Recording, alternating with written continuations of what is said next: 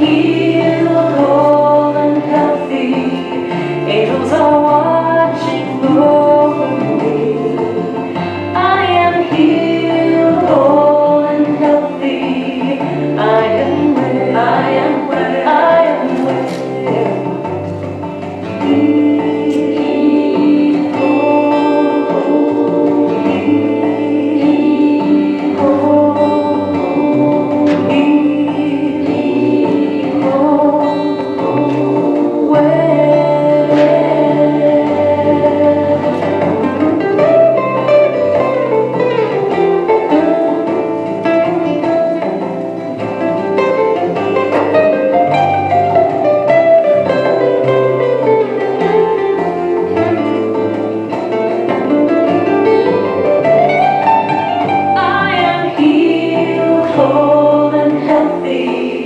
I've got love surrounding me. I am healed, whole, and healthy. I am well, I am well, I am well. I am healed, whole, and healthy. I've got love surrounding me. I am healed, whole, and healthy. I am well, I am well. All is well, all is well, I am well, healed. All is well, healed. I am well, all is well, healed. I am well, all is well.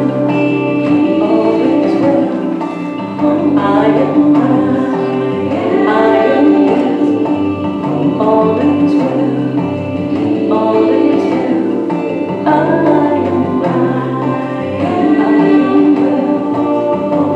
is well, all is well,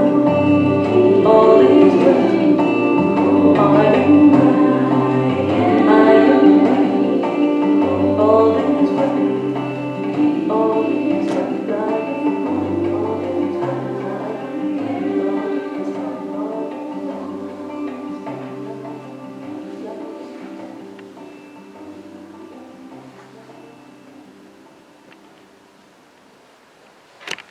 Morning. Good morning. Well,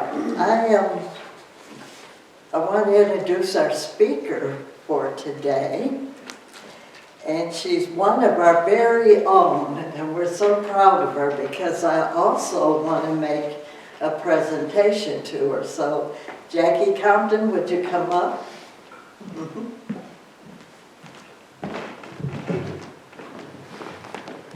Let's see if I need this. Well, you have been on quite a journey. And this journey, anyone who was around in November, we celebrated Jackie becoming a licensed Unity teacher. At the time, we didn't have all her credentialing materials, but now we do. So today, I didn't want to just hand them to her. I wanted to present them to her because it is an honor to have gone through the program that you've gone through, and I must admit, in record time. It took me about 10, 15 years to get through the program. But I just want to read the first paragraph of a letter that they've sent to you. And the letter is dated November 30th, 2023, so that's when it was official. And it says, congratulations. Thank you for sharing yourself and your talents during SDS, which is skills demonstration. We acknowledge and give thanks for the blessing you are and the benefits you will receive as you serve others.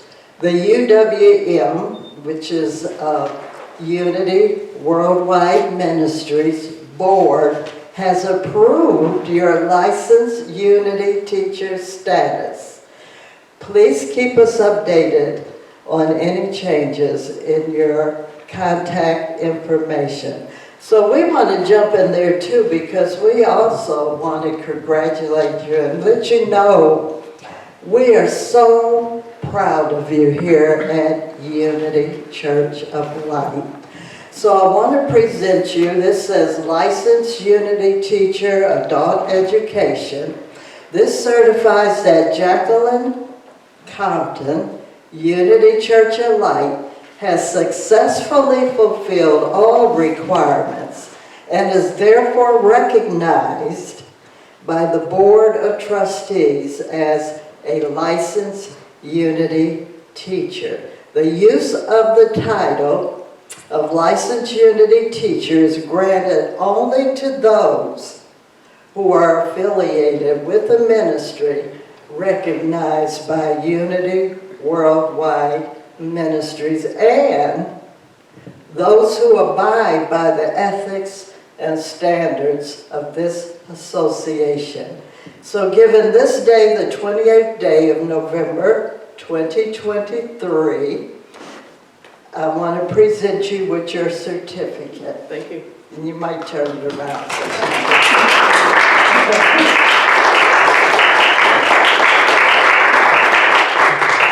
I also have for you your credentialing card. And most of all, you have a Unity, your credentialing pen, and your licensed Unity teacher pen. So wear them proudly because we are proud of you. Congratulations. Thank you. And thank you for being a part of our progress. We'll hear from Jackie Compton.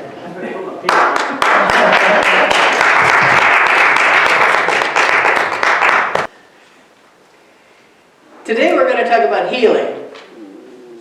The Unity movement grew out of the personal healing experiences of both Myrtle and Charles Fillmore, the co-founders of Unity. Can you hear me okay? Yes. Okay. Now both Myrtle and Charles had serious health challenges, and it affected their marriage. We always kind of think of Myrtle and Charles as like these kind of like godheads. They don't ever have any problems.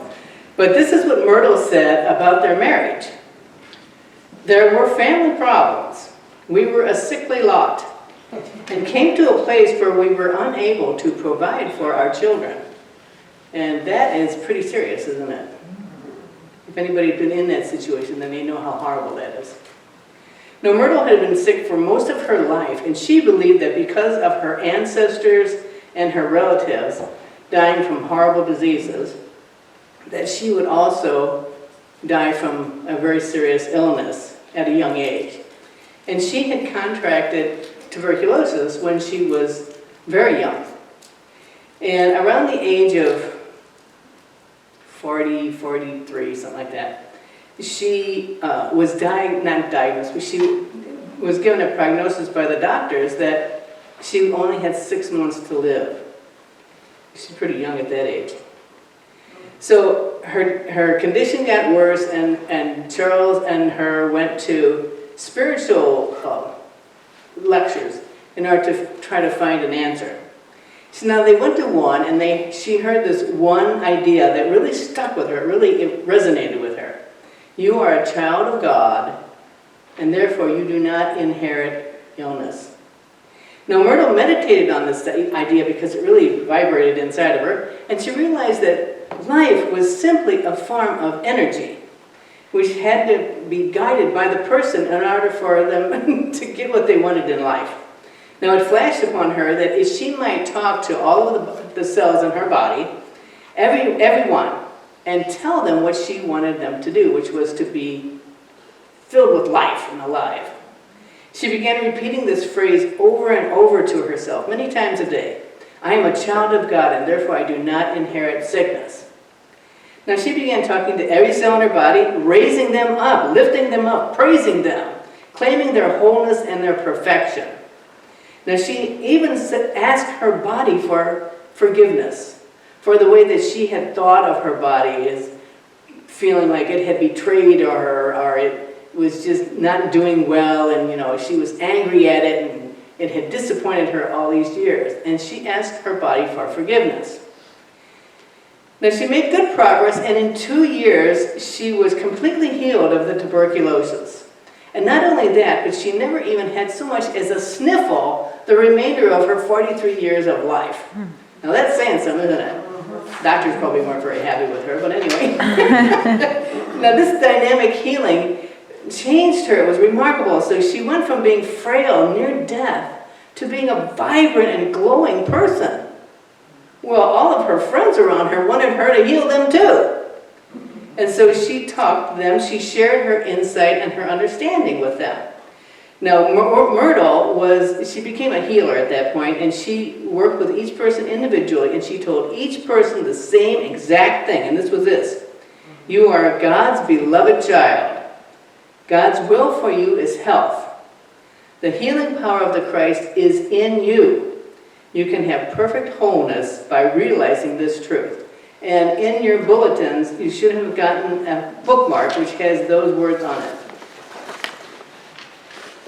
So that was Myrtle's story. Now Charles Fillmore's story is a little less known. Now Charles was an invalid and seldom was free of chronic illness, chronic pain, from the time he was 11 years old when he had an ice skating accident, and he broke his hip, or he dislocated his hip or something. Anyway, they did a surgery on it, and they kind of botched the surgery. And then they did primitive remedies. Now you have to remember, this was in the 1860s, so they probably didn't have a whole lot going on for him. And it messed up the leg, and the leg stopped growing. And as an adult, his one leg was 4 inches. Now 4 inches is a lot. 4 inches shorter than his normal leg. Now the way he got around was he wore a steel apparatus on his leg from the time he was a child to stabilize his leg, and then he would use crutches to get around. Now Charles was an agnostic, and he did not take things on blind faith. He was a researcher, so he had an inquiring scientific mind. And he was also a businessman, and he didn't put too much stock into what Myrtle was doing with her life. However, after he watched her get well and heal herself, and then watched these people who she was working with get well and heal themselves, he started scratching his head and saying, well, what is with this? This is pretty good. But he just didn't take it on faith. He had to research. He went to every lecture that he could go to. He read every book that was out there to find out what the answer was and why this was happening. Now, Charles began applying these healing principles to his own withered leg. His chronic pain ceased, his hip healed and grew stronger, and his leg lengthened until years later he could get rid of that steel apparatus thing, and then he downsized from crutches to a cane, and then he was able to discard the cane at one point, so he could not walk normally. And when he died, they measured his leg, and it had grown to within a half an inch of his normal leg. Now that's pretty remarkable. Now as individuals, Myrtle and Charles approached healing differently. This is important. Myrtle's acceptance was rather sudden. Oh, here's the answer. And she jumped in with both feet. Now Charles was slower to respond. He just kind of put his toe in the water at first, trying to check it out. And he needed evidence and proof that healing was a real thing. Now despite their different approaches to healing, Myrtle's being faith and Charles being science is the perfect combination. Both enacted the spiritual principles of healing, which is that healing is a result of a divine intelligence. We have hardwired inside us an intelligence that heals us. We have a propensity toward healing. Now I want you to picture this. It's the middle of the night and you are asleep. You wake up to go use the restroom. Now it's dark and you stub your toe. Now what is the very first thing that you do after you stub your toe? Other than the cursing, of course. Anybody got an idea? Ice on it. You hold it don't you? You hold your toe, you clamp your hands around it. No, you didn't stand there and say, oh geez, you know what, I stubbed my toe, and I think if I hold it, it might make it feel better. No, it's not like that. You do this, because that's what makes it feel, because we know to do that. If we have a headache, what do? We rub our head. We don't think about it, we just do it. And if we see somebody who's hurting, we'll go up and we'll give them a hug, because that is what we are hardwired to do. We are hardwired to heal ourselves and help other people heal themselves. Now, Myrtle embraced this divine intelligence idea, and so did Charles. Hers was more immediate. She changed her perspective, and she told her cells the truth about themselves. Every cell in her body was a perfect, divine creation expressing health. Despite appearance, that's the tricky part, that's what people trip over. Despite appearance, the truth was that she was perfect in her body. Her body was perfect. Now she laid hold of the spiritual truth of healing. She repeated this affirmation and denied all day long, I am a child of God and therefore I do not inherit sickness. I keep repeating that, right? Because it's important to hear it and understand it. She denied the power of her false belief that she could inherit sickness from her human parents. And she affirmed and claimed her inheritance of goodness, wholeness, health, and perfection from her divine parent. The big difference. I have been an energy healer for many years, and I've had many experiences with the healing principles. Now a friend of mine, this was years ago, a friend of mine was sick, and her husband asked me to come over to their house and to give a treatment on her. Now she had had pneumonia for 8 weeks, and all the treatment and all the medications that they had given her was not doing anything for her, and she was not doing very well at all. So on the first day I came to her house, the husband greeted me at the door and took me into the bedroom. Now Nancy was resting. Now I want to tell you something a little about Nancy. Now Nancy was what I consider sophisticated.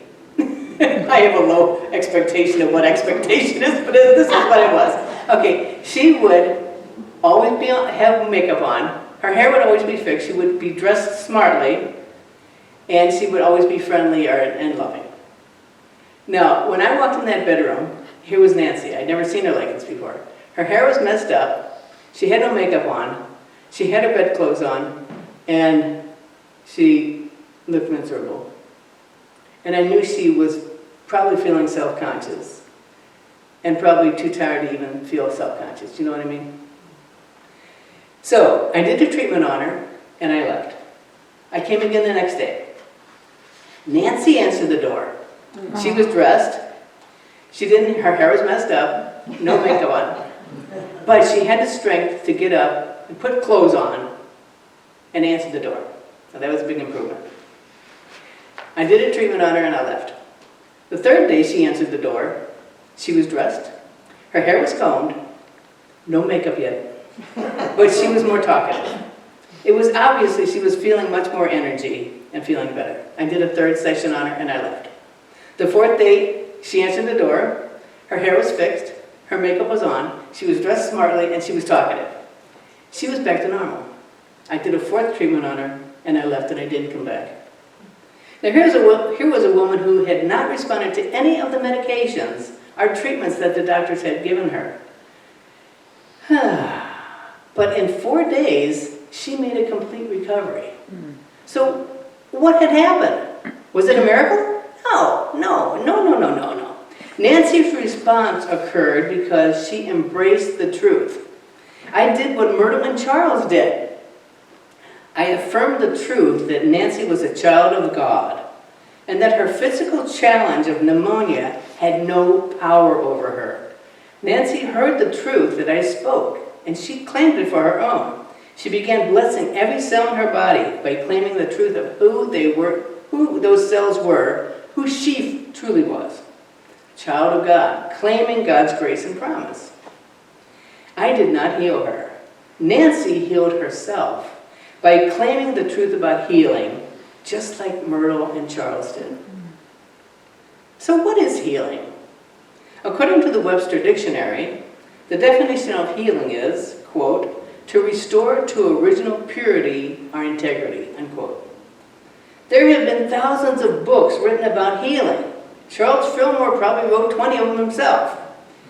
In the Revealing Word, Charles wrote, quote, the first step in all spiritual healing is to believe. And the next step is openness and receptivity to the stream of healing life. All healing is based on mental cleansing. When the mind is free from error thoughts, harmony in the body ensues. Permanent healing is never accomplished until the mental cause of the disease, the error thought, is removed, unquote. Now in the Gospel of John, there's a story about a healing pool of water. The myth was that an angel would come and stir the waters every once in a while, and the first person to get into the water was the person who was healed. Now a paralyzed man had been laying beside this pool of water for 38 years. 38 years! But he believed that he could never be healed because no one would help him into the water when the angel stirred the water. Now Jesus came along one day and he said to the man, do you want to be whole? Now Jesus was asking the man if he wanted to be well. The old man didn't say yes or no. Instead, he told Jesus why he couldn't get in the water, because nobody would help him. And he was paralyzed and nobody would help him. Oh my gosh. Someone else would always jump in the water before he could even try to get in there. And that's why he'd been lying there for 38 years and was miserable. Now, have you ever had that attitude? Oh, woe is me. Oh, poor me. My life is rotten because of other people. They're selfish. They won't help me. That's why I can't have what I want in my life. Jesus was asking the man, do you want your life to be different? Because healing demands change. Do you want to have an experience of strength and power and freedom in your life? This old man had been laying there for 38 years. He had forfeited his life by lying there, believing that he was powerless over his health. Perhaps it was Jesus' dynamic energy that shook the man to a higher level. Who knows? Because the man said yes, he did want to be healed. Then Jesus said, rise up and walk. And the man got up and walked. He didn't have to get into the water at all. Now, Unity interprets the Bible metaphysically. So this story is a spiritual metaphor. If we are really willing to stand in the truth of our wholeness, we must be willing to rise up from the conditions we have placed ourselves in and live the life we were meant to live. We must commit to seeing ourselves differently and acting differently. We must choose a new direction that expands our path in truth. This paralyzed man had been entrenched in his beliefs for a really long time, and his body and his life were paralyzed as a result, until Jesus Christ came along and expressed the truth to him. The man was already whole. He just needed to have faith about that and know the truth and accept it. Now, to feel happy, fulfilled, and joyful, we must rise up out of our egoic lower self and defy gravity. That's what Jesus was asking this man to do. Defy gravity. Stand up and walk. Defy the material, physical world that pulls us down. In order to heal, we must do something differently than what we have been doing. The definition of his insanity is doing the same things over and over and over again and expecting different results. If there is a pattern of this in your life and you would like things to be different, you have to rise up. Say, no, enough. This challenge has no power over me any longer. That's the denial part.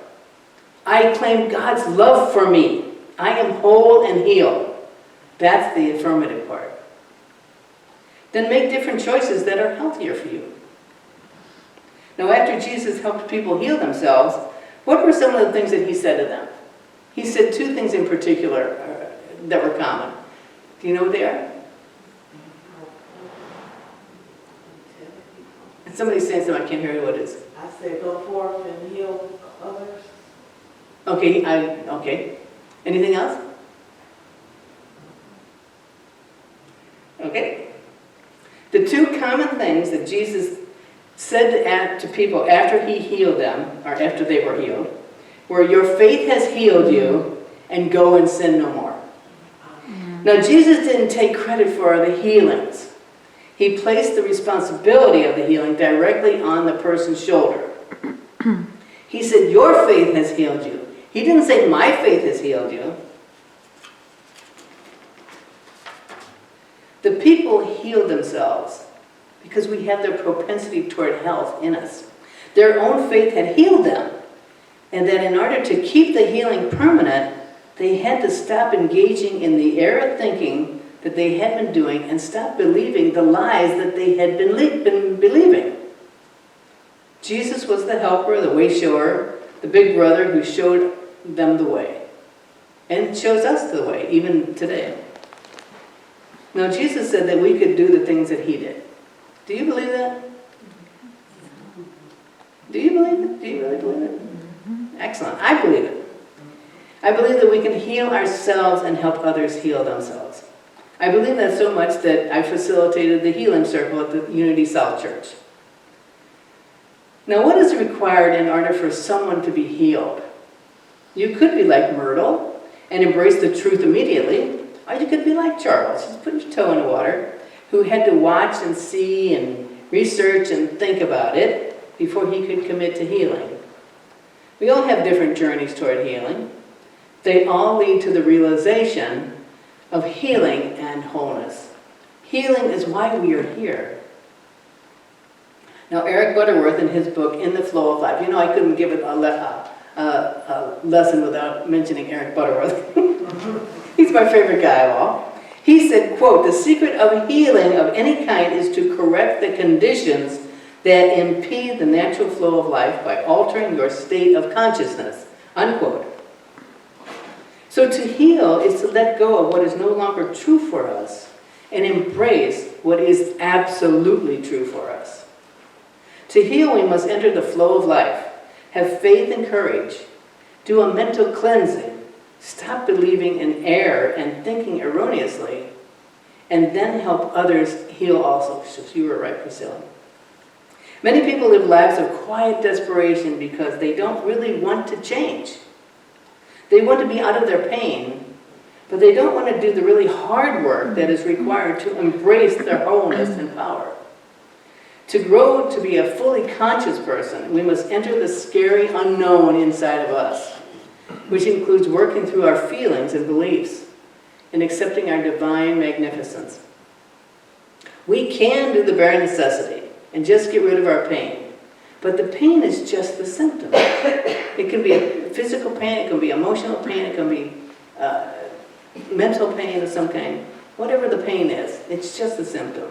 The pain is just the messenger telling us that something deeper down needs release. And we talked about that today in Walk the Talk. Now, it's essential that we release and let go of those things that are tripping us up. To help you do that, I am going to be facilitating a 7-week discussion group during Lent using the new Lenten booklet out there, Let Go, Let God. It's out there in the foyer. It begins, this discussion group starts on February 13th, just for your information. It's a Tuesday evening and it is on Zoom. So if you're interested, let me know. Here's why we need to release and let go of those false beliefs. If we don't address the root cause, it's not going to change. And what is the root cause of suffering? The belief that there is a separation between God and us. Mm-hmm. If we do not address that gigantic lie, the physical, mental, and emotional pain that we experience will just resurface in our lives as another form of suffering. To dig up the root cause, the cause that keeps us sick, poor, fearful, miserable, depressed, and judgmental, we must go and sin no more. The other thing that he said. which means we let go of fear, judgment, anger, racism, all things negative, and we love God, we love ourselves, and we love others. We see the Christ in ourselves and others, and we see others and ourselves as God sees us, whole, perfect, complete, and filled with health. You see, in reality, we're already whole, and there's no need for healing. It is our perception that needs healing. To feel real freedom, to be in the world but not of it, to be happy, joyous, and free, to experience the transformation we want, we must commit to taking a different path and enter the flow of life. Be willing to be receptive to change, to grow, and to know. Myrtle did it, Charles did it, Nancy did it, I've done it. Many, many people have done it. And if you want to do it, you can do it. In summary, health is our natural state of wholeness in mind and body. It is the very essence of being, universal and enduring. God is health and wholeness. We are health and wholeness. When we claim our divinity by embracing the truth about ourselves, our perception is aligned and restored, and our body and our life circumstances align and express wholeness as well. So let's claim that right now for ourselves. Let's get quiet and do a little meditation. Take some deep, slow breaths.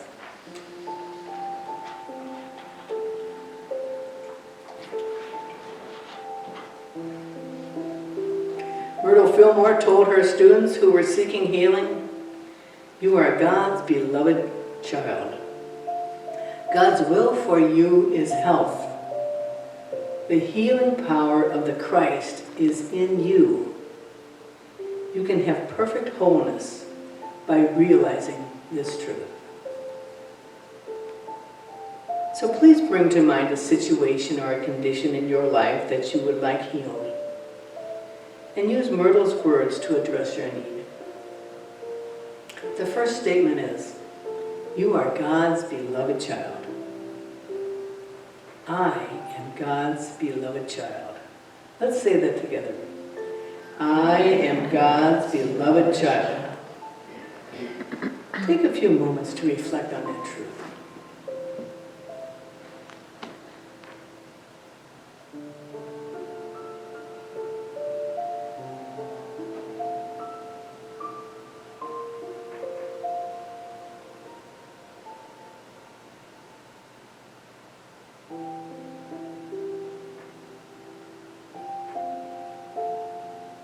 Myrtle's next statement was, God's will for you is health. God's will for me is health. Let's say that together. God's will for me is health. Take a few moments to reflect on that truth.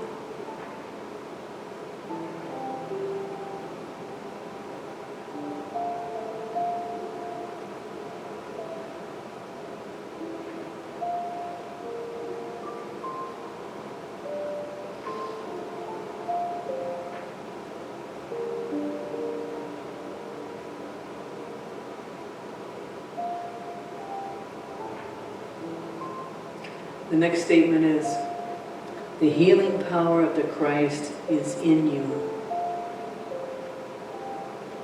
The healing power of the Christ is in me. Let's say that together.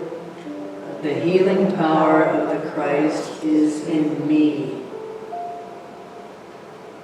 Take a few moments to reflect on that truth.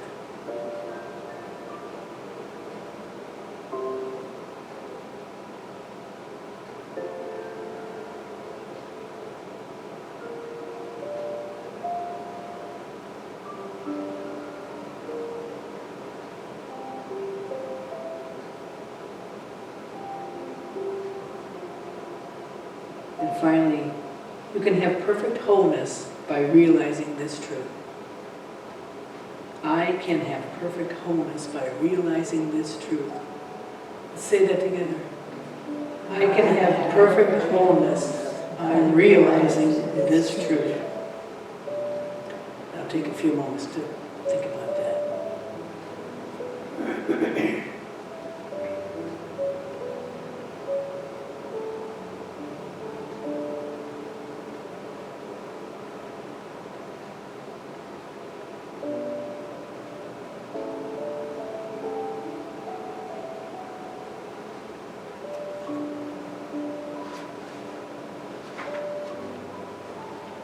The entire affirmation is, I am God's beloved child. God's will for me is health. The healing power of the Christ is in me. I can have perfect wholeness by realizing this truth.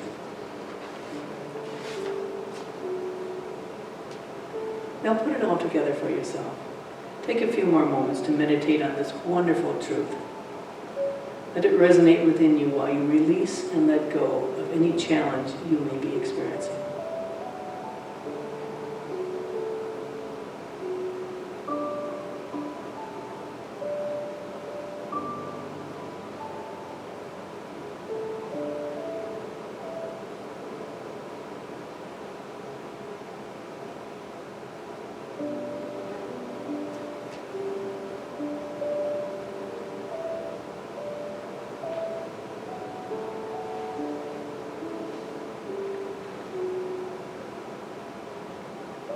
We are so blessed. All healing energy flows through us now. Harmony, balance, vitality, that glorious wisdom that creates and sustains health is ours right now. All of that. We live in divine well-being now and always. For the awareness of this truth, we are very grateful. Amen.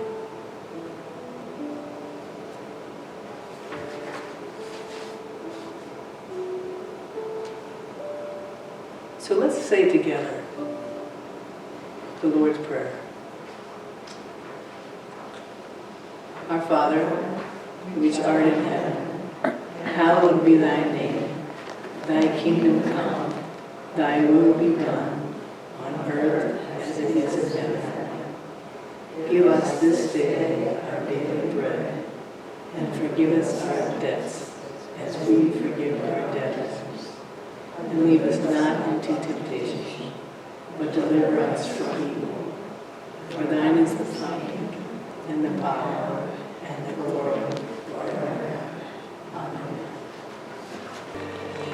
You are so much more than a body, more than your mind. What you are is the great I am, before and after time.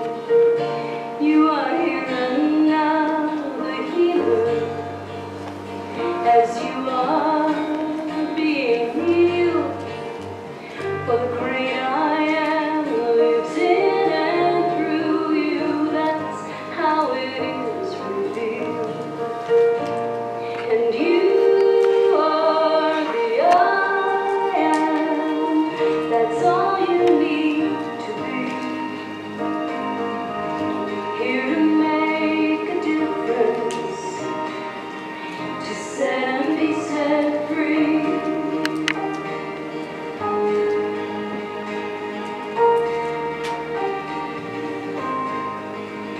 You are so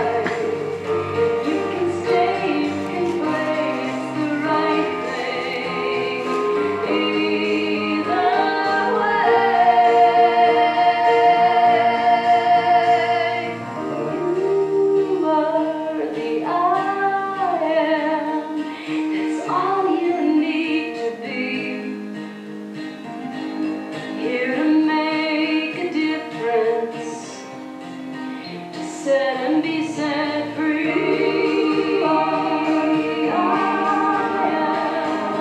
That's all you need to be. Here to make a difference, to set and be set free.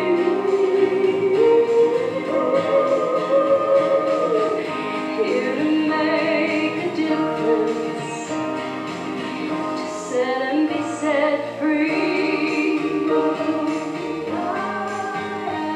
Yes, you are.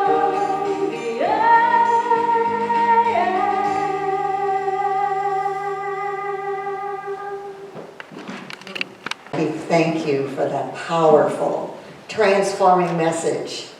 It's a wonderful reminder about that healing that's in us. Thank you so much. Let's give her a hand.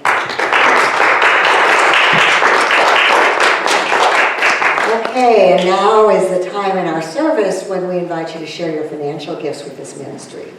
So if you have one with you today, if you don't, just rub your hands together and let's say our offering blessing together. Together.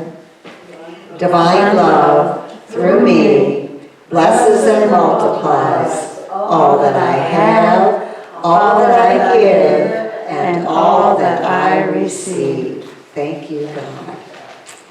Okay, our announcements for today. I want to remind you, if you did not pick up your donation letter, they're in your mailbox, and if you don't know about our mailboxes, we have alphabetical letters back there. So if your name starts with a Z, like ours, you would look where that letter is. So that we don't have individual ones. So just look under your letter.